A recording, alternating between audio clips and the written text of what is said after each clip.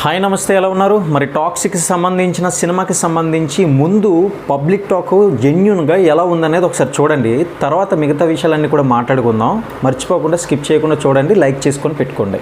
Movie పర్లేదు, expect చేసినంత లేదు కానీ పర్లేదు. నయనతార లేడీ ఫైటర్గా అయితే చాలా బాగుంది. లేడీ ఫైటర్గా ఆ మూవీలో లేడీస్ కొద్ది ఫైట్ చేశారు, అది హార్డ్ వర్క్ బాగుంది కానీ ఎక్స్పెక్ట్ చేసినంత లేదు అసలు. నేను టికెట్ 400 పెట్టుకున్నాను, మా వాడికి తెలిసినోడు ఇస్తే ఇచ్చాడు.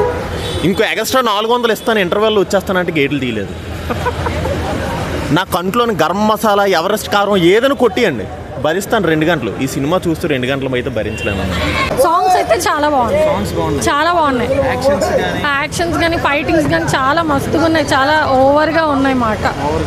రెండోది కేజీఎఫ్కి మించేం కాదు, తక్కువ. పర్లేదు, చూడొచ్చు. డాడీస్ హోమ్ అన్నారు, అప్పుడే అర్థమైపోయింది మనం హోమ్కి వెళ్ళిపోవాలని. Night shift చేశానన్నా.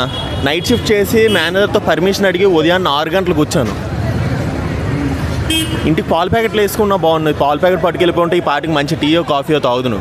ఈ సినిమాకి వచ్చాను, తలనొప్పి అన్నా బాబు. నయనతార రోల్ ఏమైనా ఉందా సినిమాలో? హీరోయిన్లు అందరూ అంతా బాగానే చేశారన్న, అందులో ప్రాబ్లం లేదు. కానీ స్టోరీయే కొంచెం ఇది కోటిలో ఎనప సామాన్లు అమ్మినట్టు ప్రతి చేతిలో 2-3 గంటలు ఉంటున్నాయి, అదేంటో తెలియట్లేదు. మధ్యలో వెళ్ళిపోతుండ్రు చూడండి, ఒక్కొక్కరు అలాగెళ్ళిపోతుండ్రుగా. అసలు బాగాలేదా? అసలు ఏంటంటే రొడ్డ నా cinema, Rodda block buster, beat buster. 100 కోట్లు కానీ 50 కోట్లు కూడా రాదు ఈ సినిమాకి. కేజీఎఫ్ చూసి నెక్స్ట్ లెవెల్ అనుకున్నారు, అసలు ఏం లేదు, అసలు ఏమీ లేదు. ఆ సీన్ చూడడానికి లేదు అన్నీ. కానీ పిల్లలు లేడీస్ రాకూడదు సినిమాకి అయితే. చాలా వరస్ట్ అన్న సినిమా. అసలు ఆ సినిమా ఒక రేంజ్ అనుకున్నారు అందరూ, చాలా మంది డేట్లు మార్చుకుని అయితే సినిమా ఒక పీక్కి వెళ్ళిపోద్ది అనుకుంటారు, కానీ తుస్సు అయిపోయింది, గాలిపోయింది సినిమాలో. ఓవరాల్గా అంటే నేను ఒక 5 సంవత్సరాలు ఇంక సినిమాలు జోలికి వెళ్ళను, థియేటర్ జోలికి వెళ్ళను, అసలు అటుపక్క వెళ్ళను నేను. RRR సినిమాలో చేతులు కట్టేసి కొడతారు చూడు, కొరడా దెబ్బలు, అదేనా 2 గంటలు కాయొచ్చు. కానీ ఇదే సినిమా అన్నా తలనొప్పి వచ్చింది. ఇప్పుడు ఈ వాసన ఎక్కడికో దేనికి వెళ్ళి బుర్ర చూపించుకోవాలి. ఈ టికెట్ డబ్బుల కంటే ఆ డబ్బులు ఎక్కువైపోతున్నాయి. చూశారు కదా, ఇంకా ప్రత్యేకంగా నేను చెప్పాలా? నిజానికి అసలు ఎందుకు ఇటువంటి ఘోర ప్రయత్నం చేయాలనిపించింది యష్కని అయితే నేను అనుకుంటున్నాను.